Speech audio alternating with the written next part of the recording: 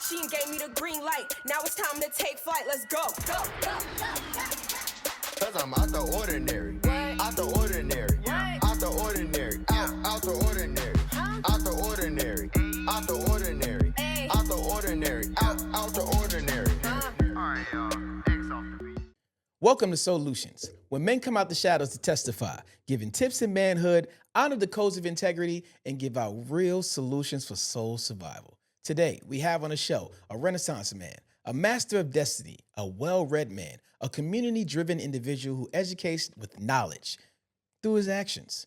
Please welcome the businessman, the author, the husband, the brother, and great friend, Mr. Jervon Salters. How you doing, Sheem? Excellent introduction. You ain't missed nothing in that introduction. How you doing? For those of you listening today, this is going to be a treat for Solutions for Men. This is my dear friend going over 25 years. We've lived some great things together, have grown together, and been a large, part of why our communities are better today. For sure. Are you ready to drop these gems and answer these questions, sir? Facts. Facts. Here we go. What person did you meet or see that gave you the drive towards the man you are today? Who or what defined you? My father. My father, because it was the first person I seen leadership, manhood, integrity, who was a strong person. I look at him like a lion, and it showed me how courage works, how strength works, how the leadership works. I can't remember too many weak moments, so it actually played a major role in as a man and as a father, as a husband, what defines me in leadership, lion theory, straightforward, non-tolerant, but also loving and a protector, my father. Now, much respect and RIP to your father, because we do know each other, so let's not pretend that we don't. Rest in peace to Cicero. That was your dad's name, There we right? go. For sure, I would love to hear a story when his actions spoke to you and also a story when his words spoke to you. The most important lesson when I was young, I was a follower. Every time I got in trouble, I would blame my friends.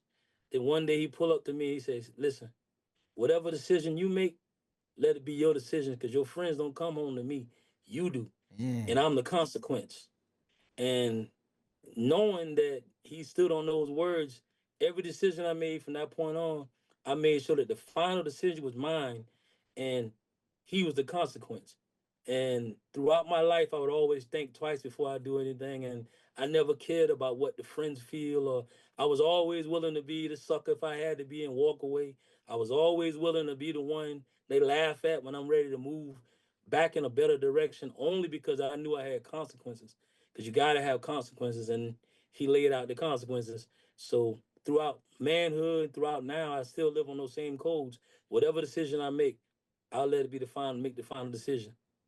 That's one of the most intricate things about warfare. Our families are broken up that we don't fear consequences anymore. There used to be a time when someone would say, I can't do that. My mom or dad would kill me when they were not around because you knew the consequences. Speak to me about consequences today, how you saw it yesterday and how you see it today. Then we'll get to the part where his actions backed it up. Well, with consequences, what we struggle at in the world today is we live for the here and now, right now, instant gratification. And as long as you're living for instant gratification, you're willing to do anything right now at the moment just to feel good.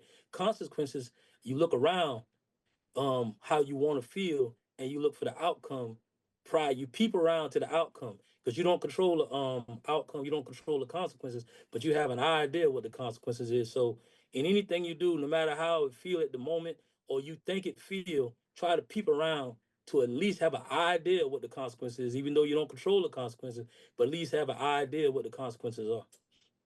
That's a great answer. Did I answer the question? Yeah.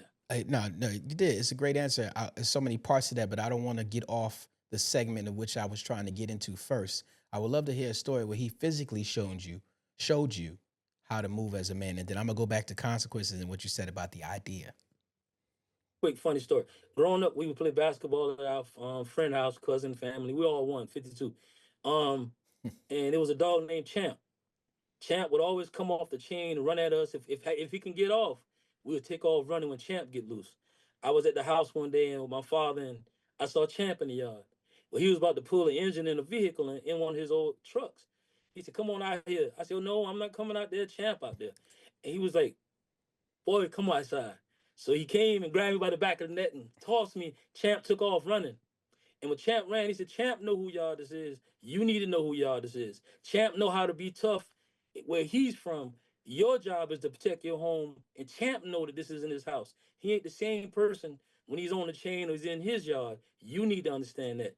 And what that taught me when he grabbed me and Champ took off running, it showed me at that point on, I must protect my home. I must protect my property. I must protect my family and be in position to protect them, which means I got to be there. That's an amazing But the physical story. part ran Champ. But the lesson came from the fact that Champ knew who Yardis was, and at that point on, other people had to learn who Yardis was when my father wasn't home. It was my yard. That's amazing. Listen, there are so many great stories out there to be told, but I can really Yeah. envision this entire story. That could be a small children's book what just happened to you. That was amazing. It would be called abuse to someone nowadays, but yeah, it was very interesting to me.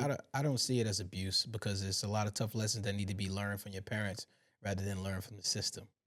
It definitely wasn't abuse to me, and I have no problem grabbing on someone right now or my son if I need to. Let's circle back really quickly. We talked about consequence, and then you said something Yeah. that triggered my mind when you said the idea. When I associate that term idea, it can also lead in fear. So you think fear was a major part of the consequences? Because in today's society, like you said, it would be a little taboo. So how would we choreograph how you felt consequences were? Was it fear or was it disappointment? It was more fear, but also when you see someone that you idolize or you see someone that you believe in, when you see something that's believable, then you listen.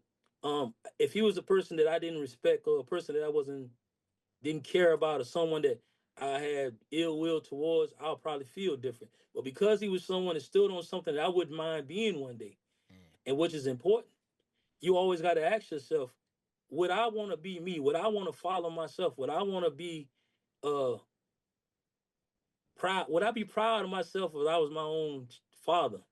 And would I be proud of myself if I was my son? So with him, I was proud of him. I wanted to be like him. I loved the stories about him. I idolized him. I felt that he was someone I could follow. So in his thread or whatever you want to call it, the consequences, it was basically him letting me know that he's the consequence. And I respected him and I also respected what he laid out there. And it's a powerful tool. So He had to be there for me to follow up on my actions. He had to be there to see whether I did the things I said I would do. And I never wanted to disappoint my family in no manner. I never wanted my mom or my daddy to have to worry about me. So it all worked out good. in the overall perspective of the times we grew up in, it is a rare thing to have a father present in that way. That is almost like gold, according to the attacks we had in our community. What would you say Yes. to a person who needs those attributes that does not have a father in their life? Where how could they find it? Where can they, reside in it? You have to first figure out what do you want. You have to first figure out, do you need guidance? Sometimes we attribute manhood to our age. But I think manhood is something that you must be molded into, walked into, something that you must be confident. And so you have to first want to seek to be a better person. I'm never will be a strong. I'm not a strong believer in be better than me or do something that I'm not willing to do. There's nothing I tell my kids to do that I'm not willing to do myself. But I also teach them to be an upgrade.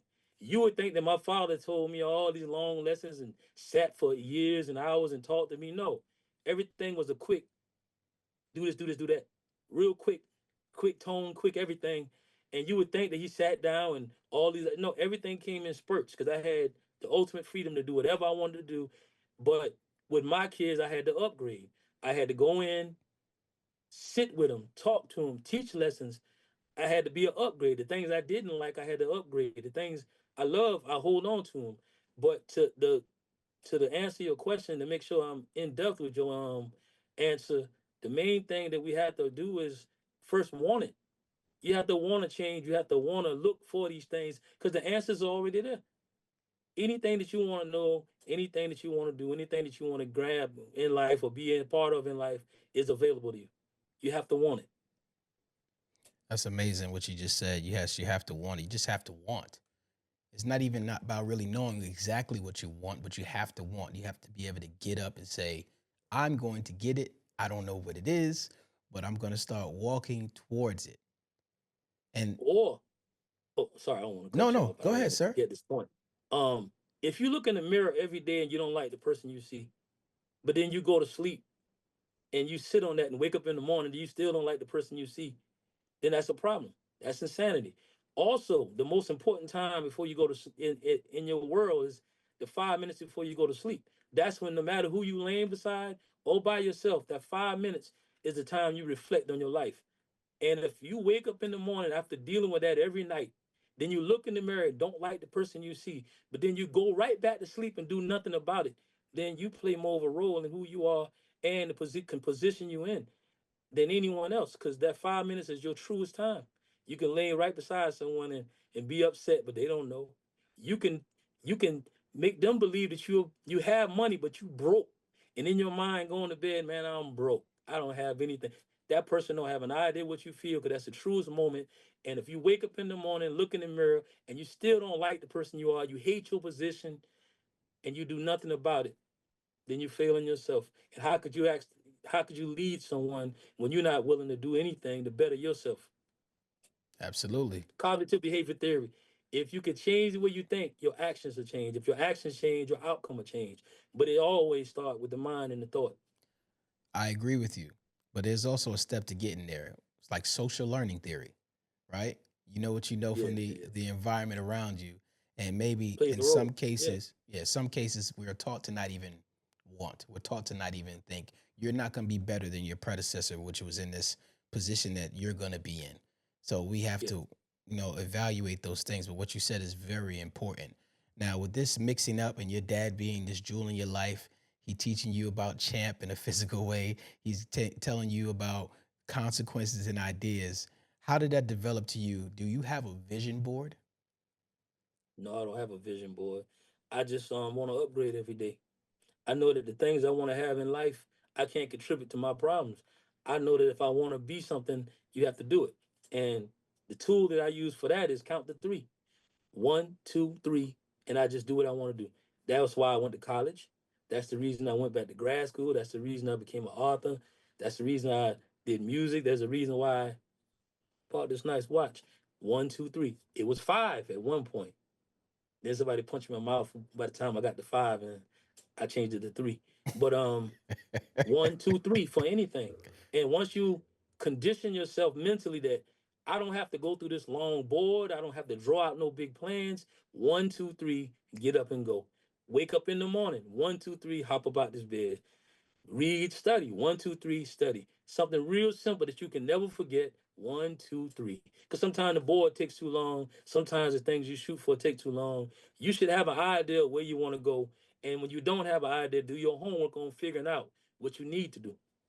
On your mark, get set, go. One, two, And three. one, two, three. It's just that simple. I like that. I like that. When you say that as an affirmation, Um,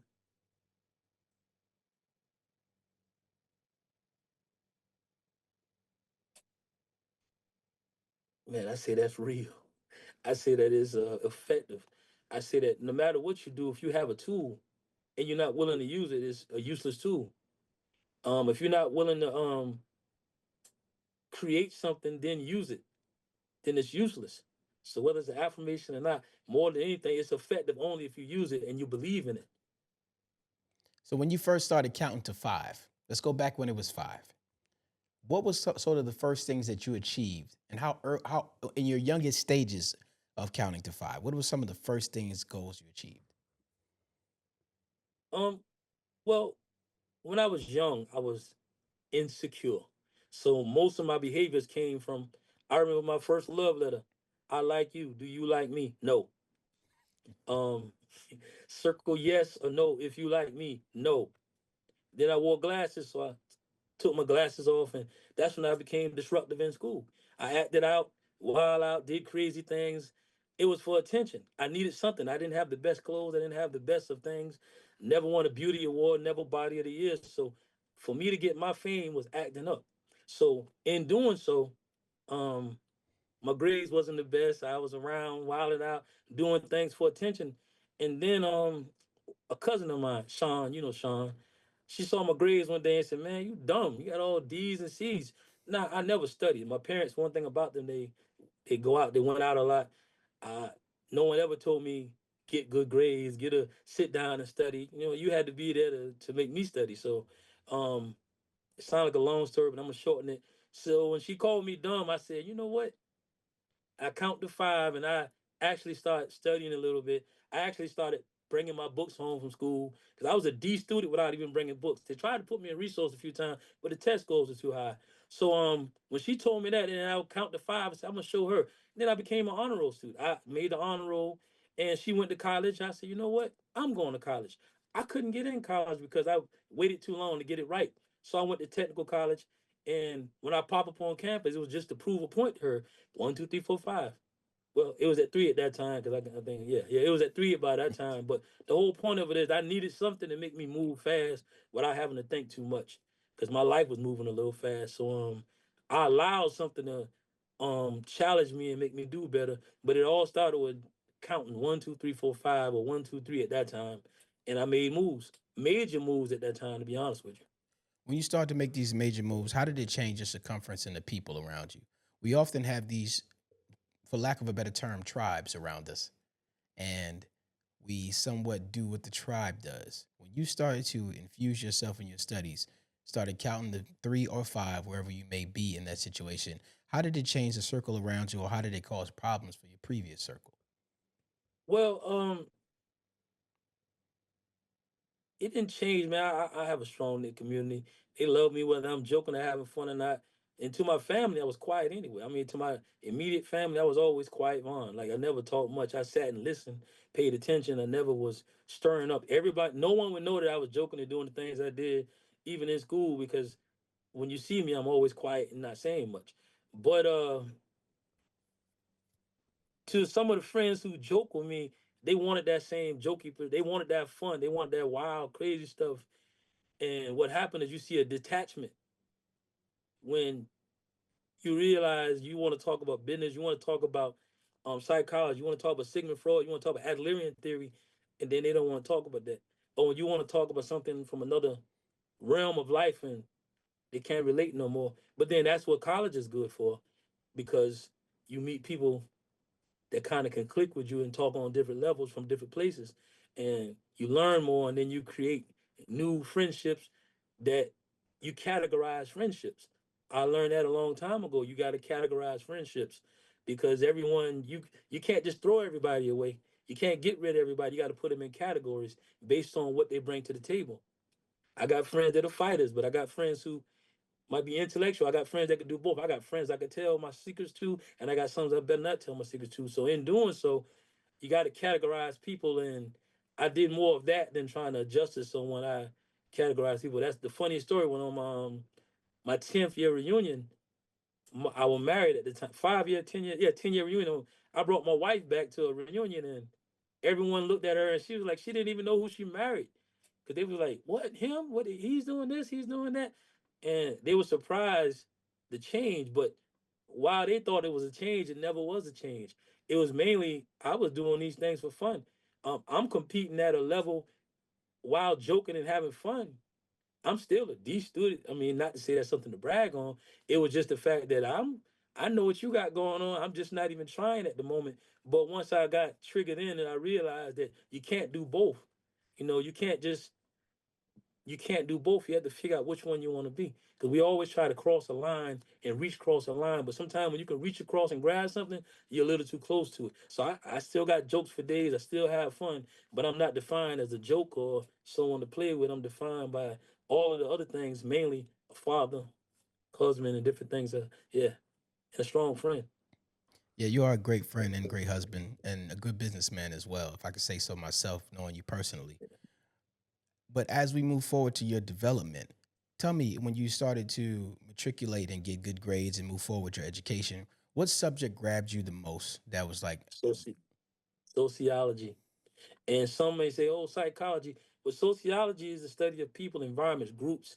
And me being from a broad environment where I met so many different people, and psychology is a genius here, idiot here, the idiot die or the genius die. That kind of end of the story, which in psychology is very important to me also. But sociology, because I was able to start tapping in to some of the decisions certain cultures make and why they make these decisions, preferably the culture I live in.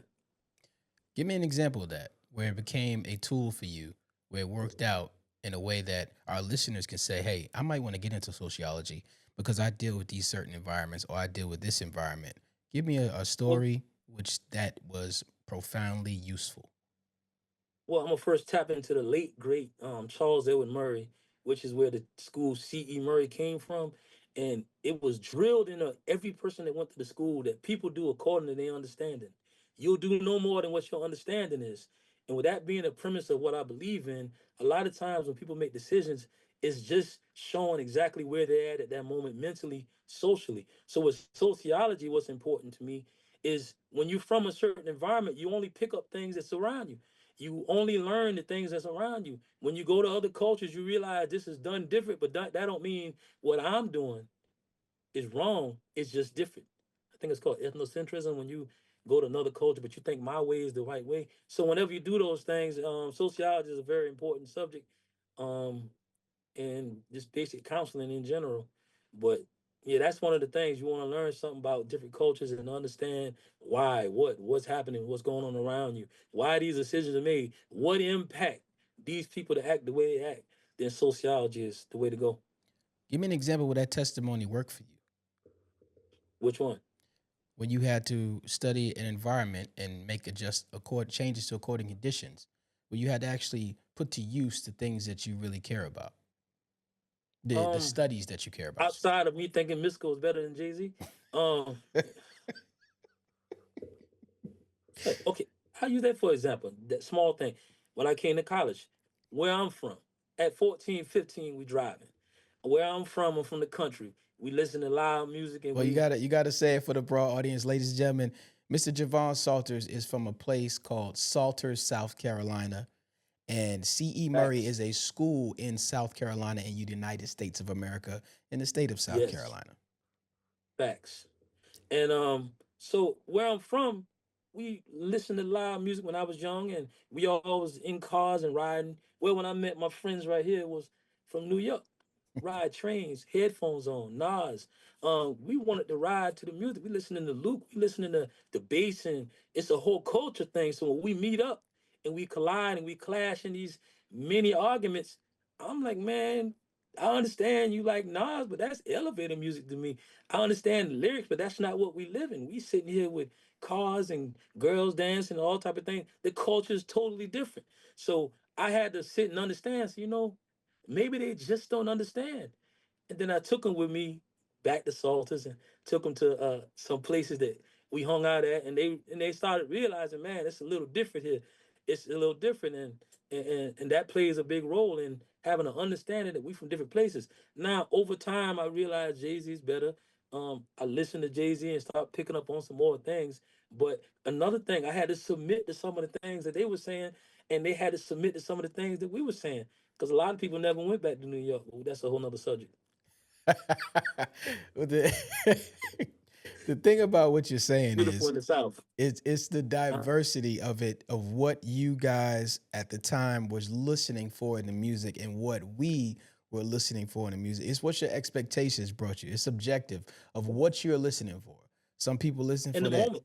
It's the boom. moment. I Yeah. remember the moment driving the 65 Cadillac and boom system and everybody stopping and people dancing. I remember the moments where that was beautiful, but you couldn't imagine it from the streets of the Bronx or different places because it might have didn't happen the same way.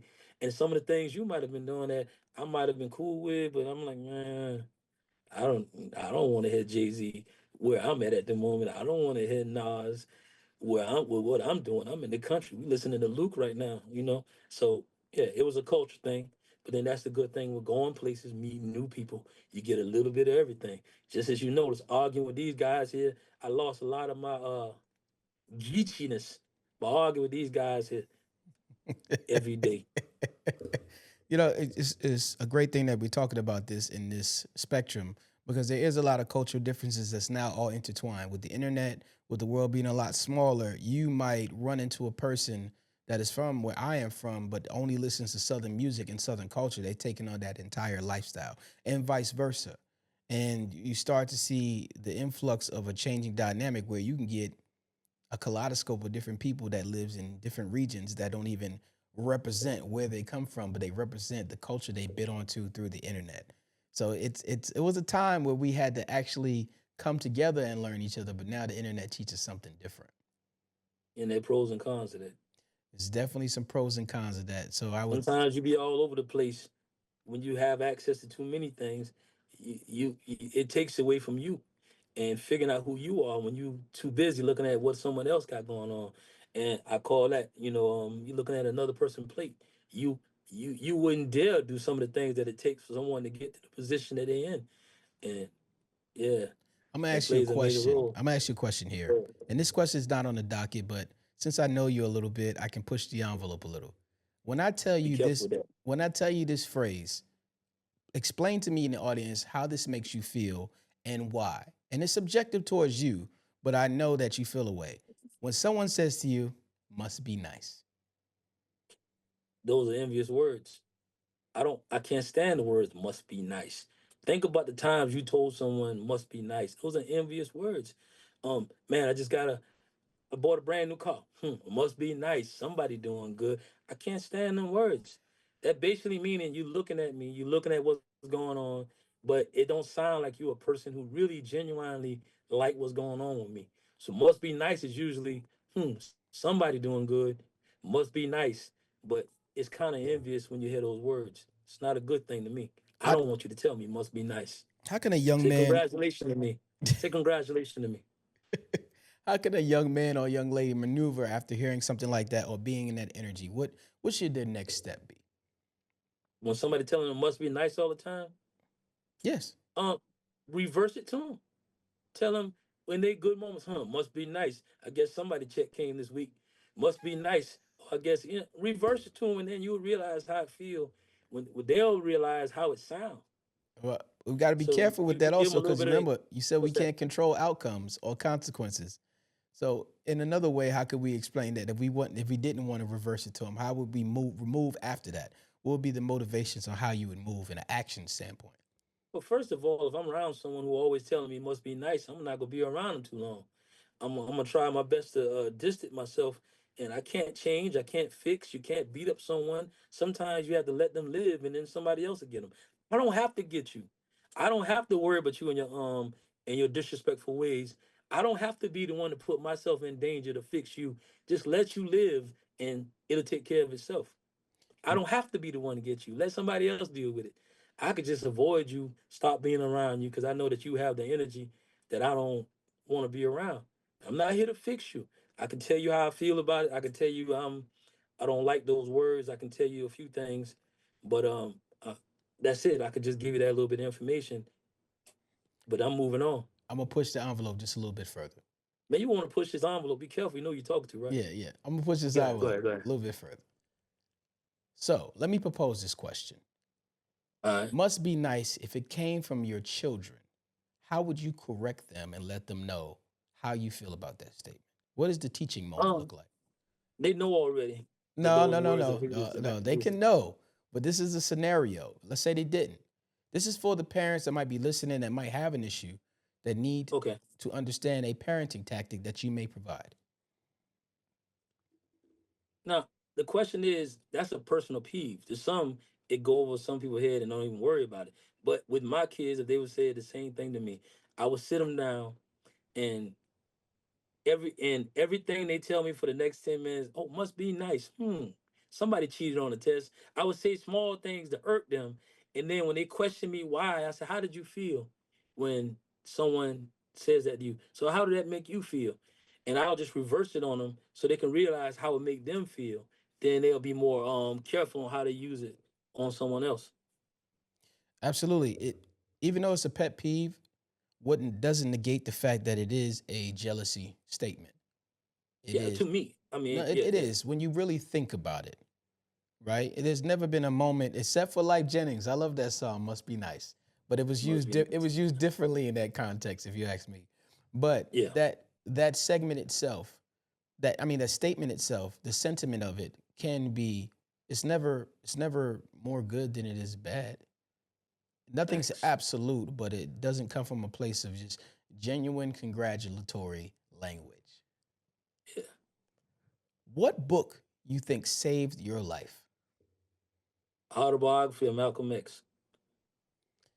For someone who's never read that book, or someone listening that does not even know who Malcolm X is, because we have really not done a great job of harvesting our historic heroes, what about Hello, Malcolm X's autobiography will I stand can't out hear to you? you.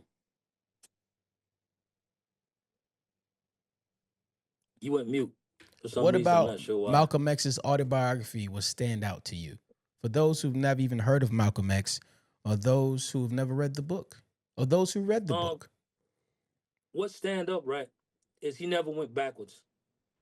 Once he progressed, he never went backwards. He started out young. He was a pimp. He was everything else you could think of. He went to prison. He read the whole dictionary, which helped him with vocabulary.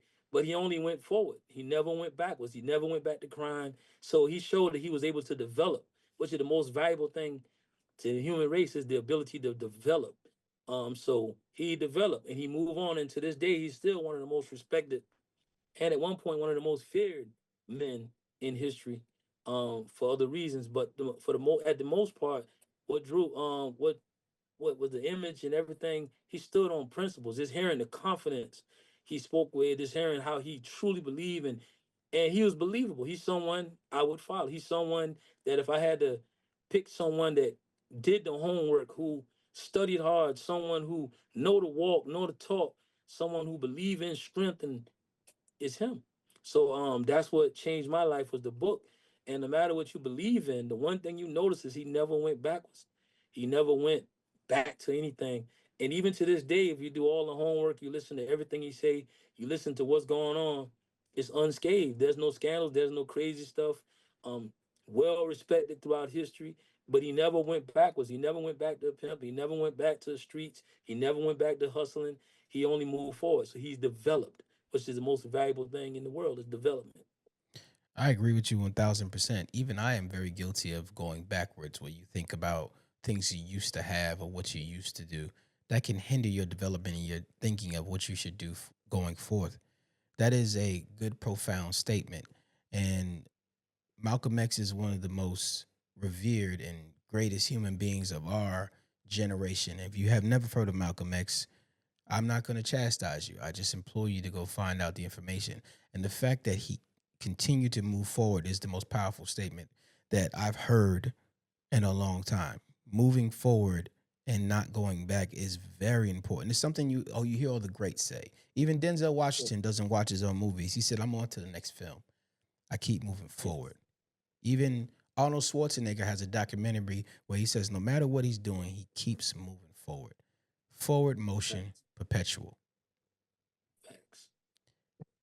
Talk to me about the moment where the actual book serviced you mentally, where you thought about something from the book when you were in a crisis, and you thought about this book, and it said to you, I learned this in this book, and I'm going to apply this tactic. Now, you said moving forward. So, if that is the case, I would love to hear a story or scenario which it fed you. No, I want to touch the main subject, what the book did for me. Um, More than anything, what the book did for me, I actually it started in college. We was in college. A young man asked for a copy of Malcolm X CD. Up until then, I didn't even know who Malcolm X was, and I listened to all the speeches, and I got the book, and I read the book in one sitting, the whole book in one sitting, Wow. and one of the most valuable part of things that I've seen and is is no matter who you are, if you're gaining in life, if you're processing in life, there's a person who want to be where you at, and they'll hate you and do whatever it takes to hold you back or do whatever it takes. It's someone who want to be in the position you at. I don't care if it's a new raise on the job. There's someone watching from the side who sees something in you that they don't possess, or they see how you move, or they see something about you, and you got to be weary of those things. That everyone ain't your friend. Everybody not clapping for you. Everyone's not there to see you win. Some people hate when you smile. Some people hate when you up one on them. And if they up one on you, they still will do whatever it takes to keep you one time a little bit below them. They'll admire you. They'll talk good about you, but they hate your presence because you're doing something that they can't do or don't possess. So that's the one thing, and the most important thing is be careful how you move, because it's someone who love what you're doing and they just don't know how to do it, and they'll hate you and destroy you if you're not being watching your surroundings. So with that being said, how do you not become that person? Which person? The person who hates and envious. How do you be the person that is congratulatory? What are the things you do? What is your posture? Well, as long as we had happiness, we had sadness. As long as we had love, we had hate. So the hate will be there, no matter what you do. You can hate me. You can love me for one reason and hate me for another reason. You can never stop hate, nor could you stop the hating spirit of an individual. You can't. You just have to disconnect yourself from No, I'm not it, talking or about you. no one is there. I'm not talking about you curing that person. I'm talking about the person in you not becoming that person. What steps Oh, advice should easy. someone That's take? easy. That's easy. You got to be willing to do the homework. You gotta be willing to step up on the things that you were afraid of doing. Insecurity is one of the most dangerous things, and that's the cause of all crime, all problems in the streets. Everything has to do with insecurity. When you're insecure, you have to have something to support you when you're insecure. So you got to be willing to work harder than everyone else. When everybody's sleeping, you got to be willing to wake up early. I wake up what 4:30, 5 o'clock every morning and study. I read. Um, you're not going to be able to just pin me down with certain things. I know that if someone else did it, I can do it. I know there's very few things that I can't do. The goal is to be comfortable in your own skin. I remember Ocho Cinco said he wore fake jewelry. And they said, why would you wear fake jewelry with all this money? He said, what can I add to Ocho Cinco to make me bigger? I live on those standards. Um, you got to be happy in your own skin. If there are a million people that you rather be there than yourself, then there's a problem. There's a breakdown. That means you're not willing. You got to be willing to do the homework with yourself. You got to be willing to study, read, ignore your fears. And the only people who are insecure are people that are not prepared. So you got to be prepared in life. So to be prepared, you got to have an idea of what you want to do, where you want to be, and be willing to put the work in. While they're sleeping, you up. While they're about to go to bed and cuddle, you willing to work. Outwork them. Perhaps that's why Malcolm X was so astute. His confidence through his knowledge and his, I guess, his affirmations of what he was doing made him so strong. So here we are. Your dad gave you consequences. He gave you ideas.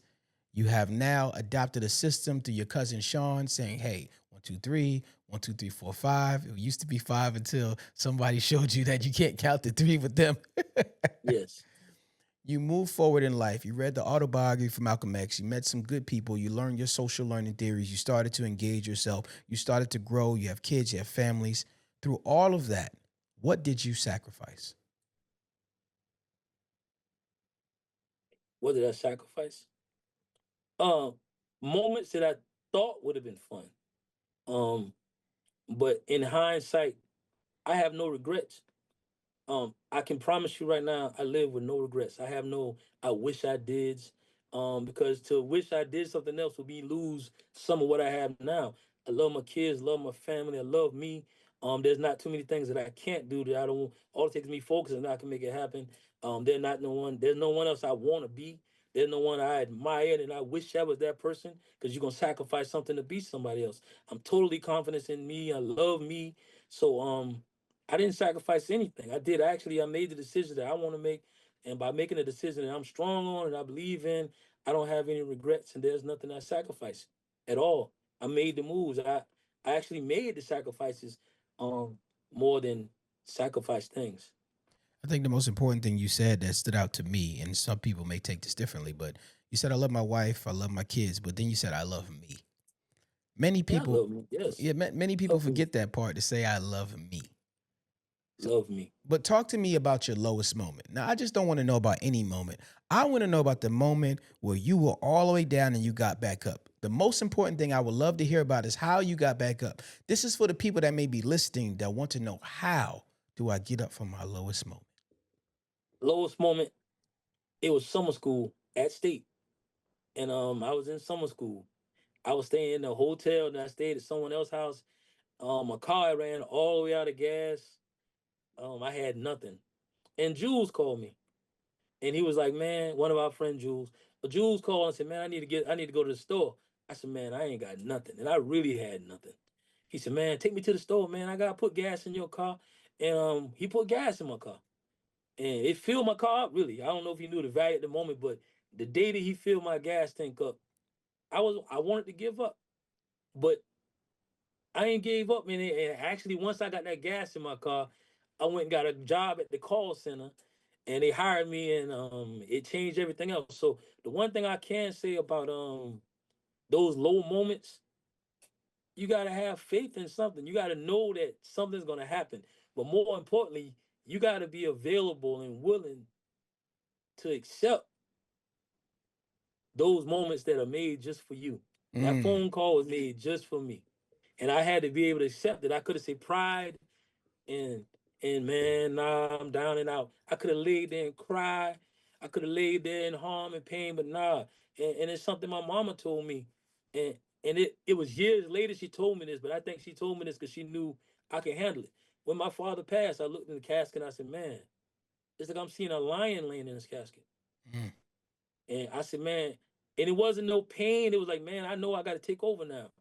And she pulled me and grabbed me by the hand and said, son, um, wipe your tears because emotions are automatic. We got to take care of business. And I looked at her and she said, your emotions are automatic. You're going to cry when you don't want to cry. You're going to wake up in the morning. You can feel what, but business must be taken care of. And we had to make his funeral arrangements. Then we had to pay whatever debt that was due. We had to take care of things. We had to make sure things were how. And I knew why she was able to tell me those things. And this is coming from a mother, the most loving person in the world, to tell me to put my emotions aside because business got to be taken care of. And when she told me that, I knew exactly what she meant. The funeral arrangements won't be made by itself. The the insurance or whatever need to be taken care of, not gonna do it by itself. If we was failing, the lights can't stay on with my emotions. Business must be taken care of. You'll cry on your own. Tears are automatic. Business must be taken care of. And a lot of times we tell people some of the worst advice. When you feel bad, just let your emotions shine. And no, you get up and go. The bill collector gonna still be there, and you only burying yourself in more problems and more debt. Oh, don't go to work, just sit and cry them out. No, get up, go to work. Your tears gonna be automatic. Your emotions gonna be automatic. And this came from my mother, and it's actually in my book. Yeah, definitely. Yeah, I don't know if Shout I out went to too far off topic, moms. but it's compassionate. You know what I'm saying? Yeah, But yeah. it's No, honest. no. I thought it was amazing what you said. Thank you for sharing. All right, let's shake that off a little bit. You went deep. Pause, but I thought that was excellent that we were You able got to to. give me some time. I'm emotional about these things. Yeah, no, I think this is amazing thing you just said, and I truly believe you helped me and help anyone who was listening to know that these tears are automatic, but life goes on. We got Yeah, business to take care of, and business must be taken care of. It's not automatic. I understand and I respect that wholeheartedly. For that being said, where do you find your reciprocity? Um,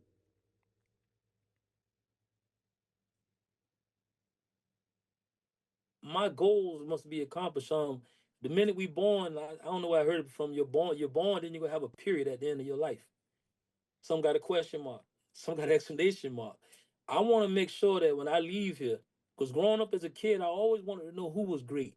What did my granddaddy do? What did this person do? I wanted to know so I could have something to look forward to. I want to make sure that I leave a legacy, not just for my kids, years and generations later, that you can see that old dirt road boy from the town of Salters, 52 Highway, made it.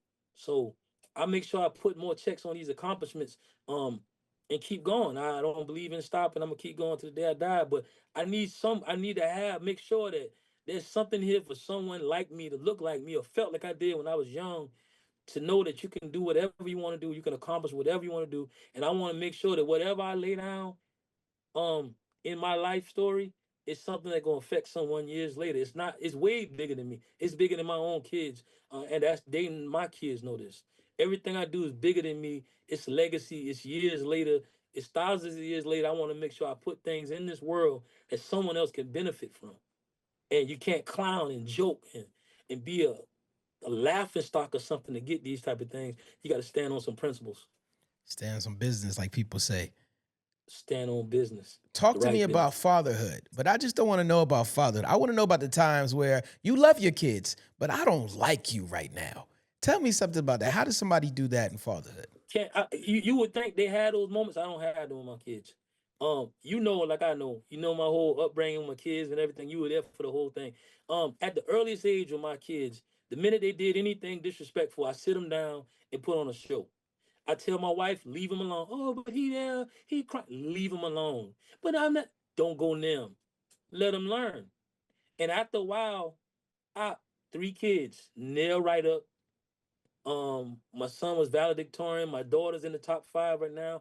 I never had one suspension from school. I believe in discipline. I believe in education. I believe you can't rely on the pastor to teach your kids or the teacher to teach your kids. You must educate yourself so you can teach them. So I sit for hours and hours on Saturdays, some Sundays, in front of YouTube, pulling up documents, documentaries.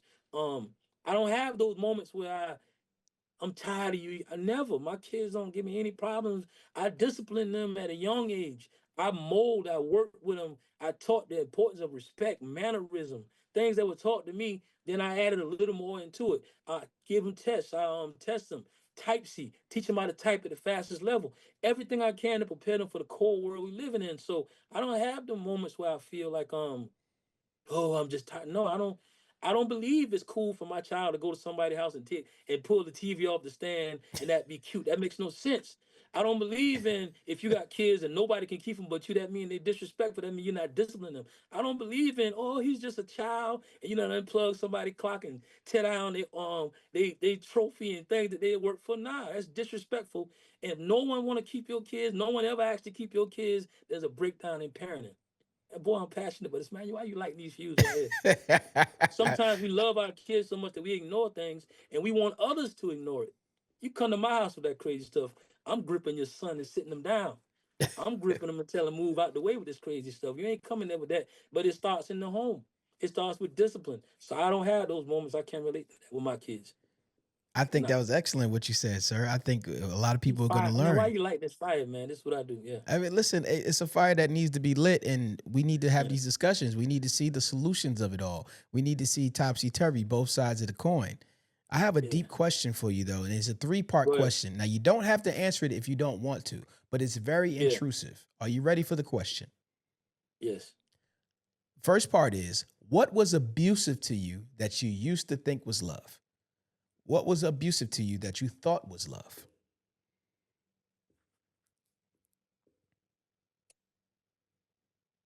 I think at my early stage, I knew the difference in love and abuse. And abuse never was a word that was used too much in my family, so I can't relate to ignore mixing up abuse and love. Well, let me give you an I, example where the question is coming from.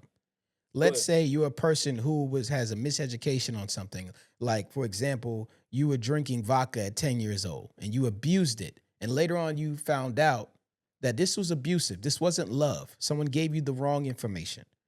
Something that was abusive to you that you thought was love, something you were used to and that you were doing inside your community or in your life that was really abusing yourself. For example, I used to emotional eat. I thought it was love to go and eat some food whenever I had emotions, but it was abusing my health. It was abusing myself. So, what was So, abusive to you that you so we thought was moving love? from what we abuse someone does abused us in to what I might have been doing to myself to abuse me. Regardless, it could be what someone did Okay, to you well, or what I'll you do use to me because yourself. I don't know too many moments where I had moments where I know abuse or something that didn't make sense. But I can say it was moments where I'm a strong believer of this. You never act below your mind. And there are many moments where I was doing things for attention when I knew this was way below my level intellectually. And I just did it because I wanted a feel to go along with it when in the end it only hurt me. Because when I wanted to get in groups with people, no one wanted to be in a group, but they wanted to play with me. because they thought I had didn't have the answers. And even though I had the answers, I'll be in my own group with the answer by myself. One of the main problems was because I acted like a clown or acted up and did crazy things. They thought that I was crazy when it never was that. So I was abusing myself only to get a feel, and that was just attention.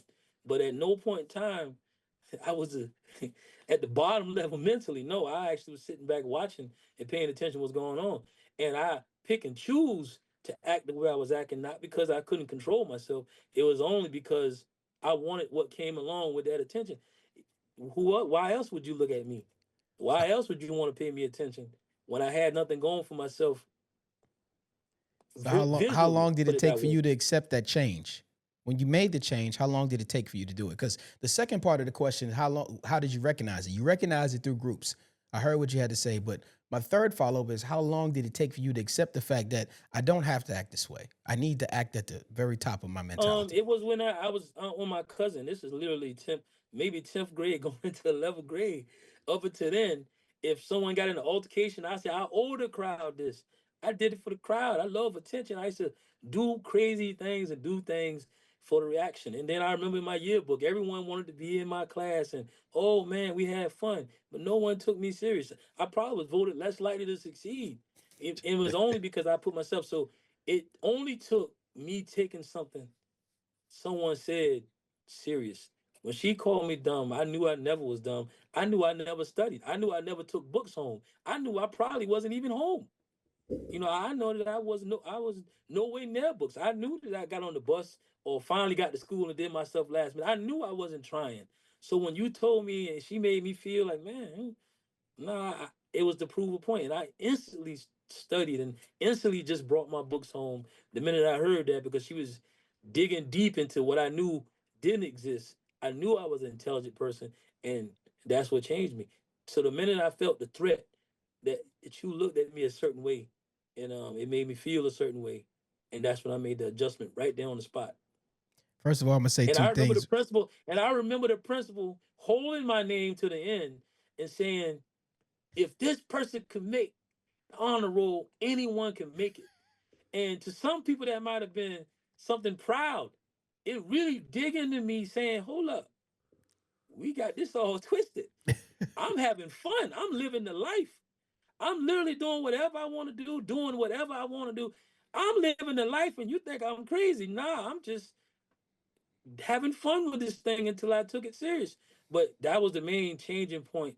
When I heard those things, man, these people really think I'm crazy. Man, I'm having fun. Well, first of all, I want to say this. Two things. Shout out to Jules for being there for you. Whether he knew or not, he was there for that lowest moment.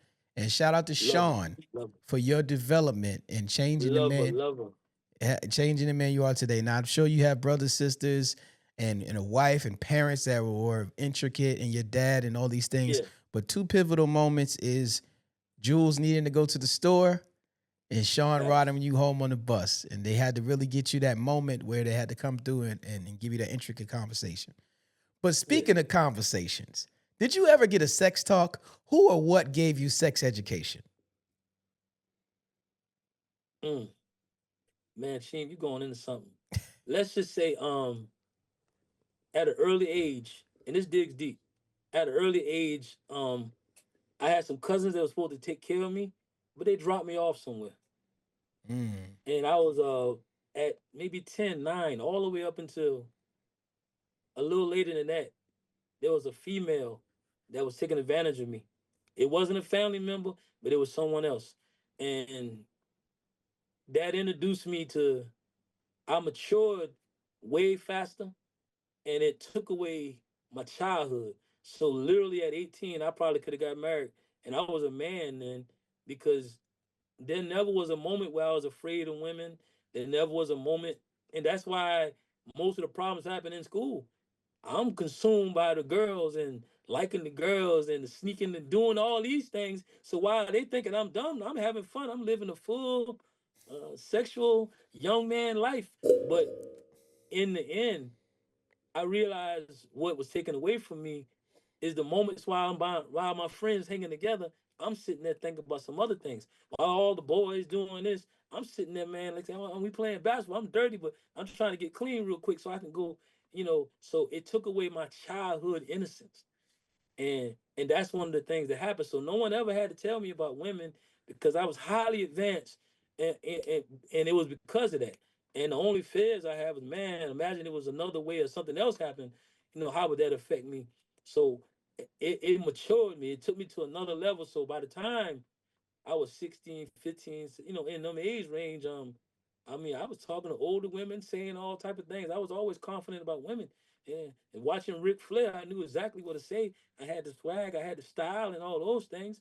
And then, having a strong father, you put all those things together. And then having stories of my brothers back in the days and my uncles and all those type of things, man.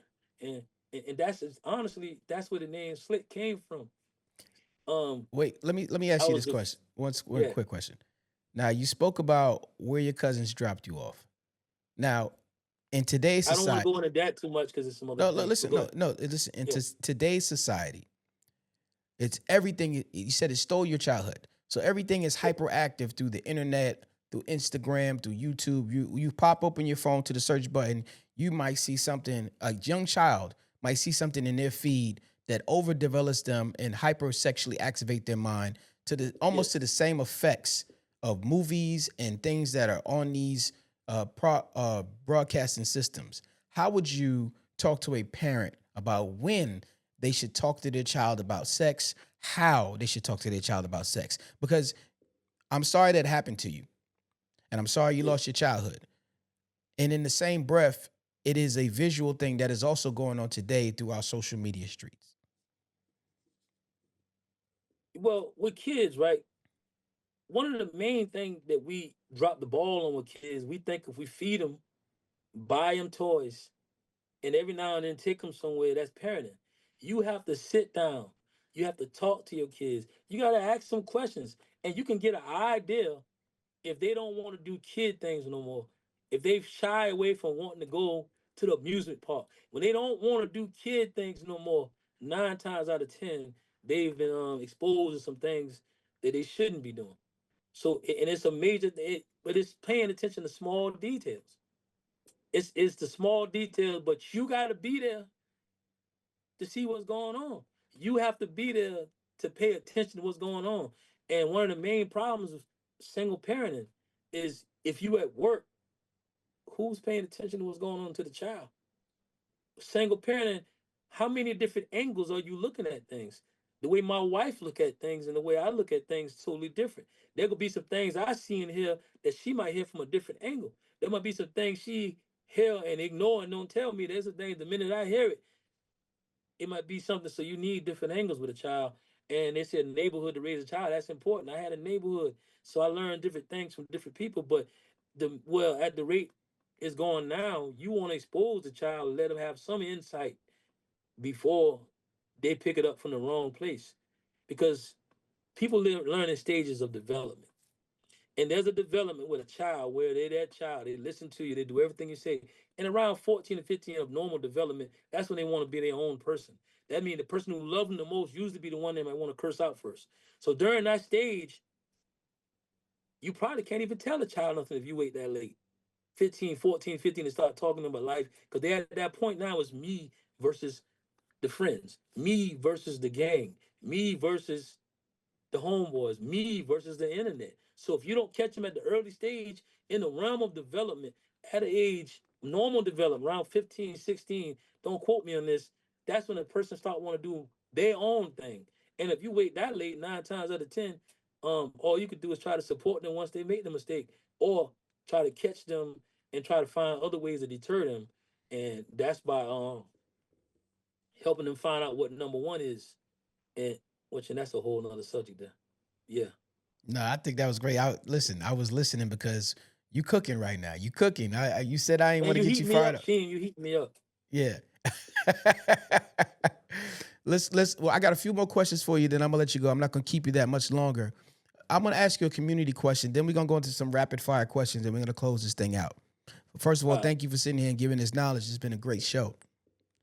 Love it. Should there be a basic training program amongst men, a level of education of skill traits given in the community where we have this house teaches financial literacy, this house teaches communication, how to change a tire, gardening, general wealth building, stock related situations, elderly coming back into communities and teaching? Could we ever have something this orchestrated and put together in our communities? Could we or should we? Could we? Yes, we can, but you can't wait on no one to give it to you. You got to make it happen. One thing I study all type of leaders, and I remember one thing. I don't know who said it in the Black Panthers. They said we're not talking about what we're gonna do. We talking about what we're doing right now. Right now, we feeding these kids. We teaching them at the school. So I like that. You know, not associating with different things, but I like some of the things that were said. We're not waiting on this. We're doing it right now. So it can be done. Sometimes we over plan versus just going straight to the point. We got all these guys out here with lawnmower businesses. Get 5 boys with you, take them with you, teach them how to drive the lawnmower. Just that simple. We don't have to put a board. We don't have to do any training. You a carpenter, you at the church. Don't hire no one to do it. Bring the kids from the community and learn how to refix these steps. It's basic.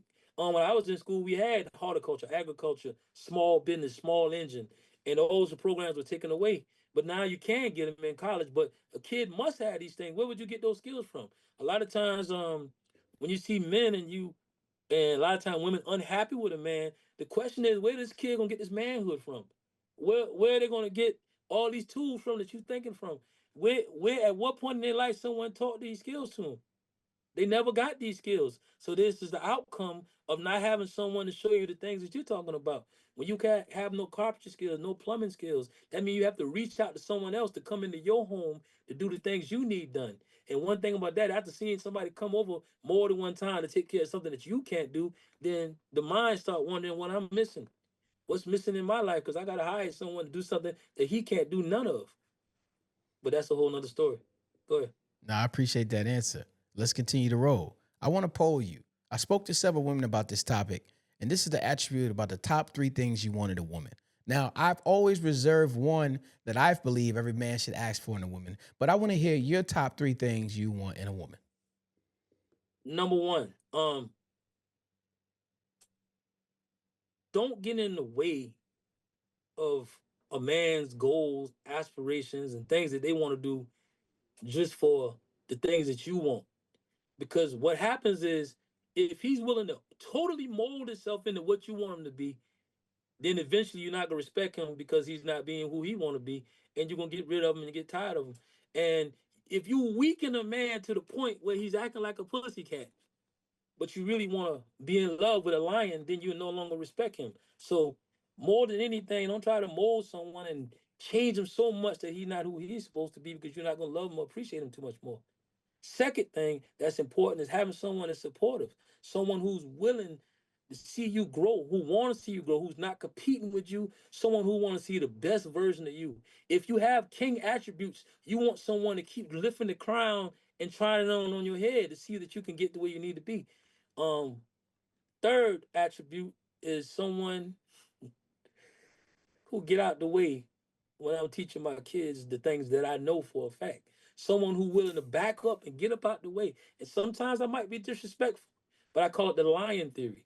Basically meaning I might say things in a way you don't like, but if it's right, eventually the person come back and say, "Now I see what you're doing." The example of this, I remember my mother water line break at the house. And I was in the studio doing some recordings and stuff. So I got a call. Oh, the water going crazy over there. Come home. I said, well, I'm not coming home. So I sent my son to go check it out. Don't let him go over there. He don't know what he's. I said, boy, go in there and take the little lid off. I see spiders in there, Dad. Man, don't worry about that. Won't you just come home? I said, leave that alone. I got this. I said, get a stick and run it around in there. Do you see the spiders anymore? No, I don't see him.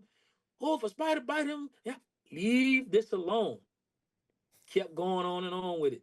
So I said, well, turn that knob all the way till it stopped. Now go back. Do you see the water coming out? No.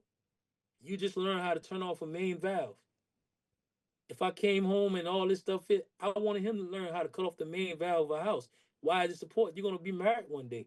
If the water flooding and you gotta wait on somebody to come and you don't even know how to turn off the main valve, You know, everything went wrong. So the main thing is someone who's willing to say when they're wrong and get out of my way while I'm teaching these kids on how to be men.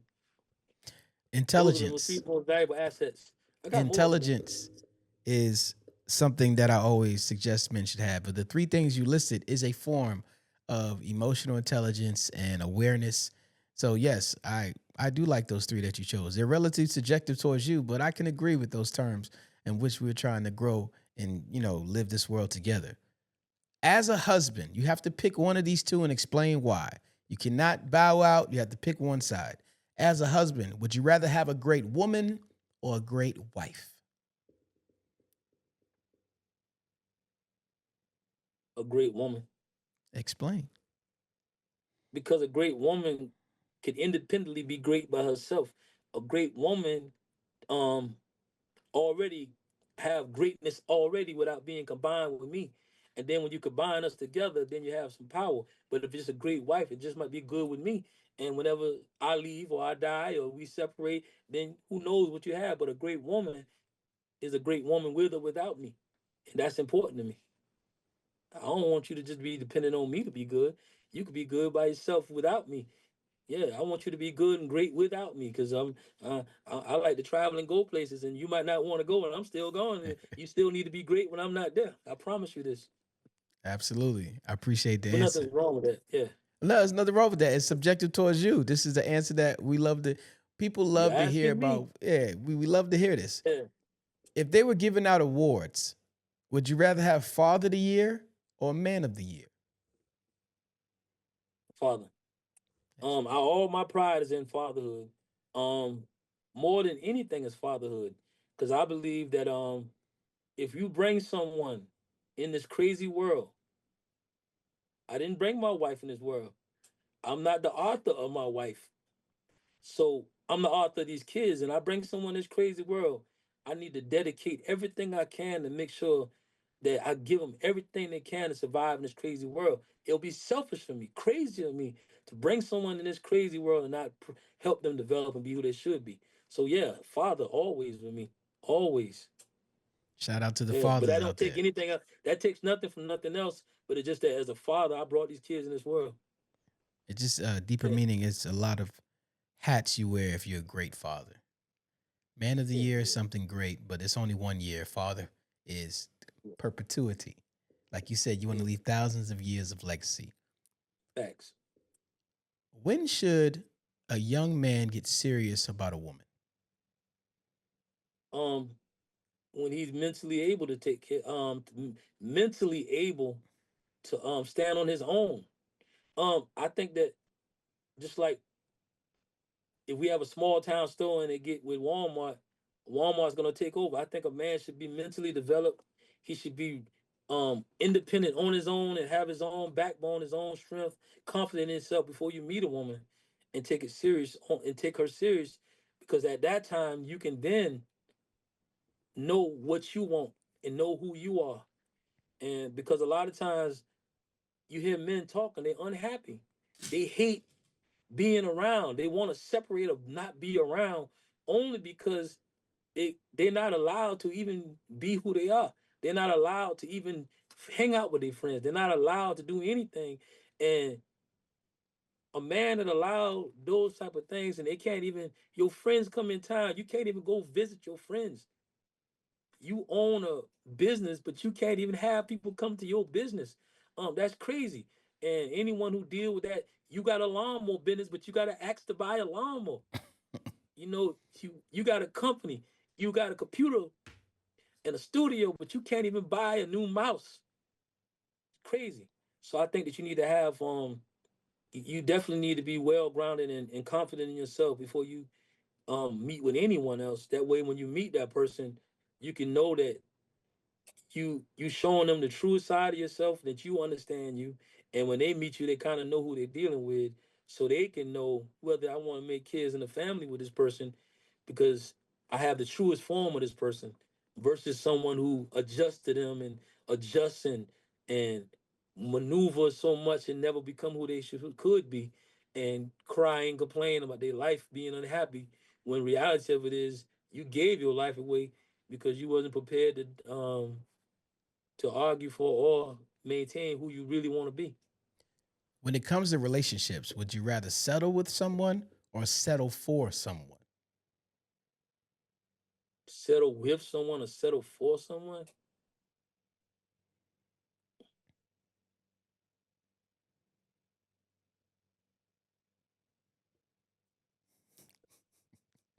Reword that question, please, or give me an example, Give an because I don't example. want to get off the wrong way. Yeah. When you settle with someone, you're settling with someone you might not be up to par, but this is the best you think you can take, right? This is what you have, so I'm gonna settle for this. You might think there's more, but I'm gonna settle with this. When you settle for someone, is where you know this person, this is horrible. This is like, oh man, like I'm gonna stick I'd with this. never, whatever that second one is, I'd never do that. I'd never be in a situation where I'm miserable. You know, that's crazy. That's insane to be miserable with someone. I mean, when you hate to go home, you hate to walk in your house, you hiding and you running. No, that's terrible. With that being said, No, what makes a man want to come home every day to his family? knowing that you walking into a home of open arms that's happy to see you just as much as you happy to go home. Knowing that when you walk in the house, you respected in the house, and that you're loved in the house, and you appreciated being in the house, I can't. and that's important. Very important. I came up with something called operating at 100%. And what I mean by that Uh, is I have 5 things that are total 20% each. That's purpose, health, confidence, money, and knowledge. Again, that's purpose, health, confidence, money, and knowledge, adding up to 100% each. So, Mr. Salters, out of purpose, health, confidence, money, and knowledge, within the last 24 hours, how much of 100% have you been operating out of? Let me give you an example. 20% would be purpose. So are you living your purpose? How much of 20% have you operated out of purpose? Purpose 20. Perfect swing. You're going 20. 20%. Now, Perfect, health, when it perfect, yeah. comes to health, and health meaning ate well, worked out today, did the things you do, exercise out of 20%.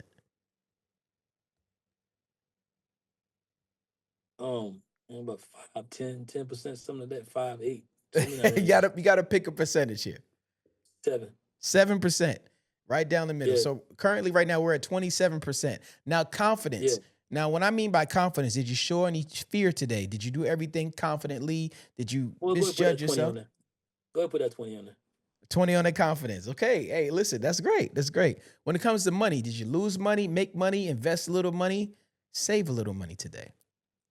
Let's do let's do 12%, because I always could be doing more, and I think that I'm always cheating myself somehow, some way, not reaching my full potential financially because I don't reach far enough. Man, put that to 7 because I need to do better.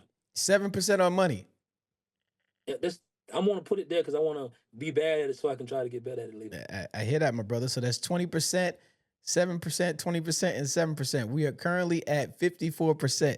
Now, knowledge. Did you take out some new information or learn any new information today?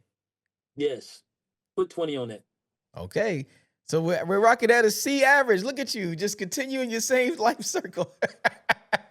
We at 20. No, we had We at 74%. 70% 74%, which is kind of out of almost to all a C categories. plus.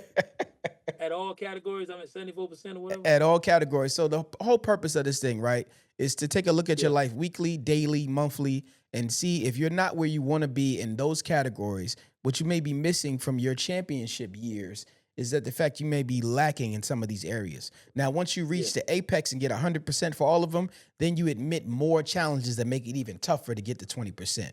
And Okay. I'm definitely going to be coming out with a book called Operating 100%. It's already done, pressed, and ready to go. And it's definitely going to be something that I appreciate you participating today. So you're at 74%. So now you know in life what some things you need to focus on. Facts. And I accept that I need to work on these things, and I'm willing to look in the mirror and say, "Hey, I got to do better," and I'm gonna do better. I might just count 3 and do it right there. The day I'm gonna work out a day. 1, 2, 3. I appreciate that. 1, 2, 3. Thank you, sir. You are now a Oh, part we of. ain't going. Hey, pause. We ain't going nowhere. Wait. I got you. Okay, Thank just you, making sure we sir. get there. You are now part of the Silhouette Boys Club. It is people like you that move in the shadows to help people like me shine. Now, before we go, we love to get referrals to the show. Is there anyone you would love to see come on this show, drop these gems, and answer these questions? Someone I would like to see on the show? Yeah, someone you may know that you can connect me with, someone you want me to go try to find. Was Jules on the show yet? Yes, he was.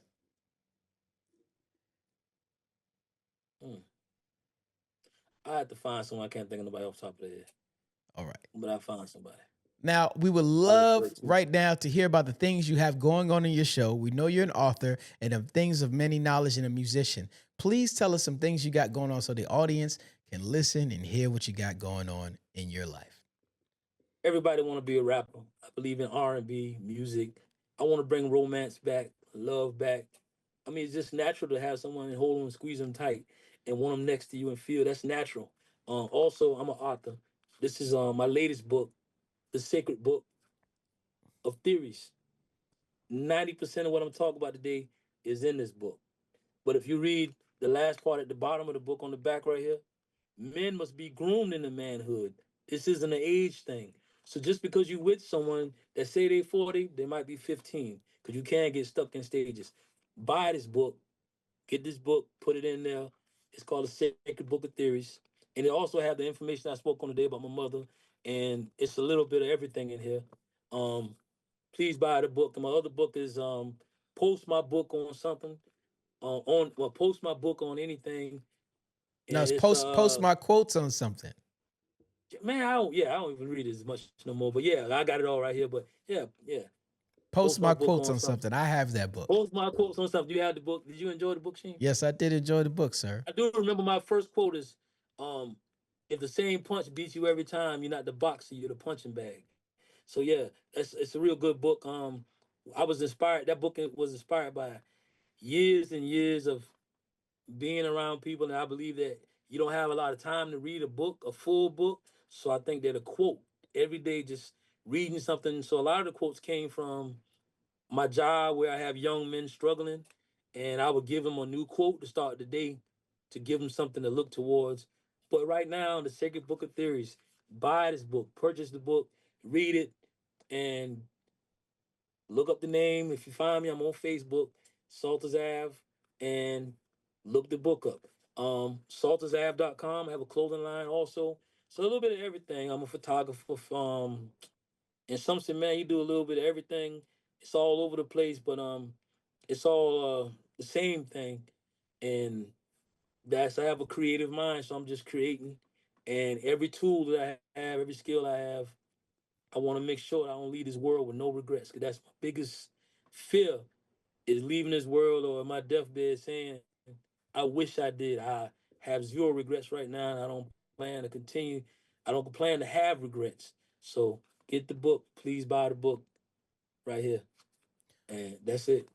For those listening, you can reach me at soulutionsformen@gmail.com to be a guest on the show, or at Sheem One on all platforms. That's SHEEMONE on all platforms. Reach out to me today on Fanbase. That's right, we are on Fanbase. We're pushing the narrative of Fanbase. Download Fanbase. It is a great community. Things are going great. Before we go, let's do a quote from Dr. Miles Monroe. True success is not measured by how much you have done or accomplished. It's not compared to what others have done or accomplished. True success is what you have done compared to what you could have done. In other words, living to the maximum is competing with yourself. It's living up to your own standards and capabilities. Success is satisfying your own personal passion and purpose in pursuit of personal excellence. So, question of the day, question of your life. Are you maximizing your life? Thank you, Mr. Jervon Salters. We appreciate you for coming through today. Nice to be here.